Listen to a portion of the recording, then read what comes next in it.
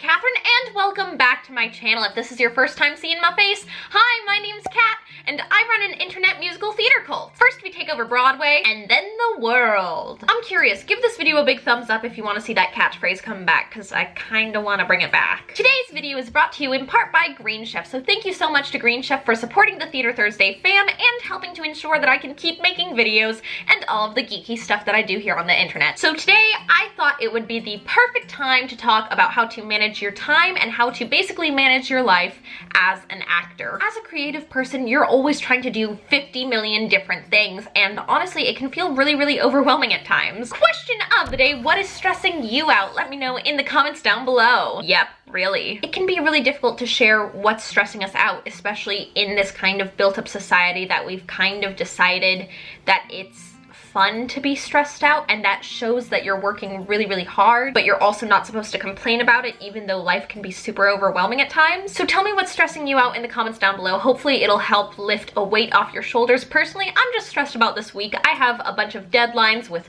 work and filming and the show that I host and friends and family. I've just got a lot of stuff. Once this week passes and I get everything done, I think I'll feel a lot better. So the first thing to remember when it comes to how to manage your life and manage your time as an actor is to remember that it's not always going to be fun. I think a lot of people have this notion that, you know, if you love what you do, it'll never feel like you're working. That is so false. It is called work for a reason. Even if you love it, you still have to put in those hours. There are still days where it is going to be frustrating beyond belief. There are going to be days that you don't want to get out of bed. You just want to snuggle up and you don't want to work on your craft.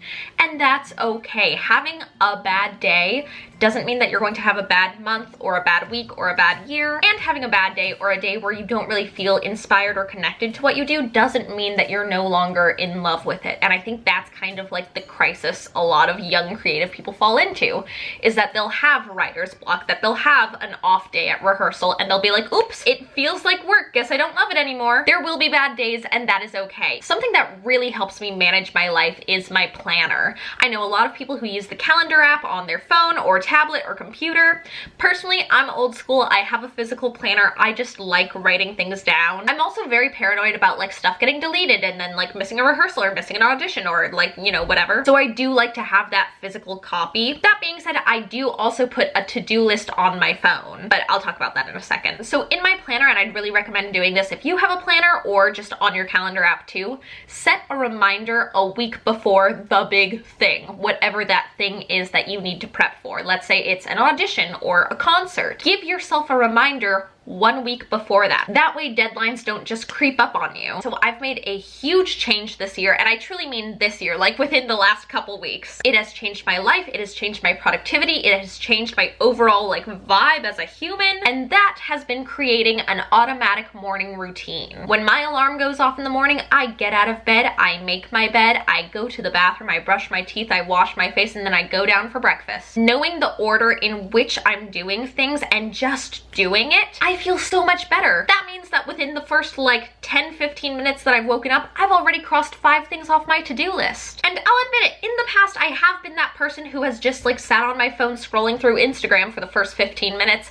and then I don't have time to moisturize my face before I get going. I kid you not, my skin has improved so much in the past 2 weeks. It's wild. And it's literally just from actually taking care of myself. Who knew? Literally everyone. So create a morning routine that fits your schedule and fits your lifestyle and fits your goals. If you don't have enough time to do that, this goes into the next tip, which is try waking up 15 to 20 minutes earlier than you actually need to. That way you can give yourself some cushion time for the unexpected. Let's say you wake up and you have a new email from your stage manager. You kind of need to check that before you get going, because what if you suddenly need to bring tap shoes to rehearsal? Or maybe rehearsal got canceled or moved. That's an important thing that you kind of need to take care of first thing in the morning. Maybe you need to stretch. Maybe you want to schedule that audition before all of the good time slots fill up. Build in a little bit of cushion time for the unexpected. So my to-do list has changed my life. Every night before I go to bed, I create an hourly to-do list for the next day. And it's not really hourly, it's more just chronological. So I'll write down my to-do list in the order that I'll be doing it, roughly. So like I'll start it off with wash my face, brush my teeth, make my bed, and then I'll insert like appointments or voice lessons or dance classes in the slot time-wise that they go in, if that makes sense. By mapping everything out chronologically, it kind of gives me mini deadlines throughout the day so that I don't feel overwhelmed, but so I know what exactly needs to get accomplished, and so I don't end up just doing the stuff on my to-do list that I want to do. Like, I could clean my room all day, every day. I love it so much. It is so fun and so cleansing for me, but geez, do not make me run errands. I do not want to pick up that foundation I ran out of. I do not want to fill up my car. I do not want to go to the grocery store, which is one of the reasons I am so obsessed with Green Chef. It saves me so much time. Green Chef is a USDA certified organic company that makes eating well easy and affordable, with plans to fit every kind of lifestyle, even the super busy creative person kind, aka us. Meal plans include paleo, vegan, vegetarian, pescatarian, Mediterranean, Heart Smart, Lean and Clean, Keto, Gluten-Free, and Omnivore. Green Chef makes achieving your 2019 goals easy with dinner options that work around your lifestyle, not the other way around. Let Green Chef do the meal planning, grocery shopping, and most of the prep for you week after week. Recipes include pre-made measured sauces, dressings, and spices so you get more flavor in less time. Right now, I just got home from the studio. I had a really long day of filming Scenebot Stage Live. We filmed a really great but really long episode, so I was exhausted and starving by the time I got home, and I just wanted a nice home-cooked meal. If you can't really tell by the video, I'm not exactly the best chef in the whole world. Like, I really enjoy cooking, and I love, like,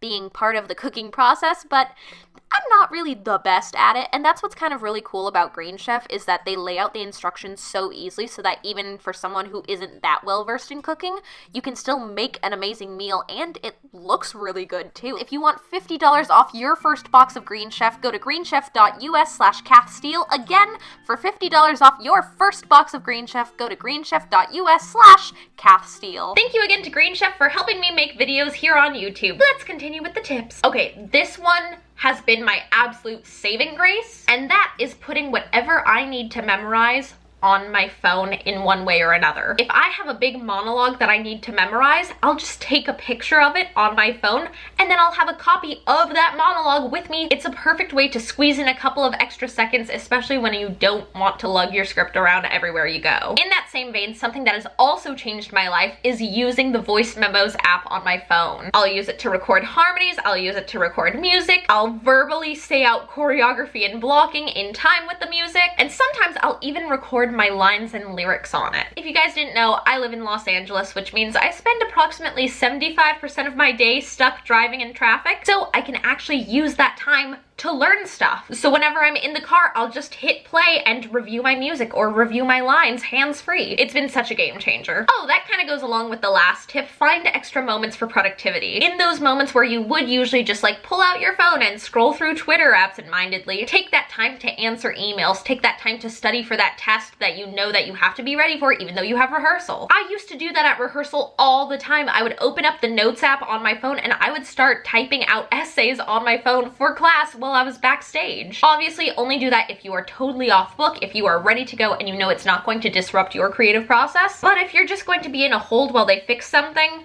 might be a good time to start working. This tip is a little abstract, but go with me on it. I'm the kind of person who needs to look good in order to feel good. I'm a model. No, but seriously, like, I feel so much better mentally, emotionally, physically, creatively if I'm taking care of myself. So I'll create a pampered day of the week. By building it into my schedule, I know that it'll actually get done. I like to do my little relaxation pamper day on Sunday nights. That way it sets me up for a great week, and it's right after that usually pretty long Sunday day rehearsal. I'll wash my hair, I'll deep condition it, I'll shave my legs, even if it's not summer, okay? Sometimes you gotta do it for you. Moisturize, do a face mask, paint your nails, watch Mad Men, whatever makes you feel relaxed and whatever makes you feel like you're taking care of yourself. Whatever your happy place is, build it into your schedule. It's just as important as getting everything done because you'll feel better while you do it, and ultimately you'll be more productive. At least in my experience. Maybe I'm just a crazy person. Well, I know I'm a crazy person, but what you gonna do? If you like this video or if it helped you out in any way, shape, or form, please give it a big thumbs up. It really helps me out and I'd really appreciate it. I hope you guys are having a great day. I love you so, so much. Break a leg, and I'll see you guys next time. Bye!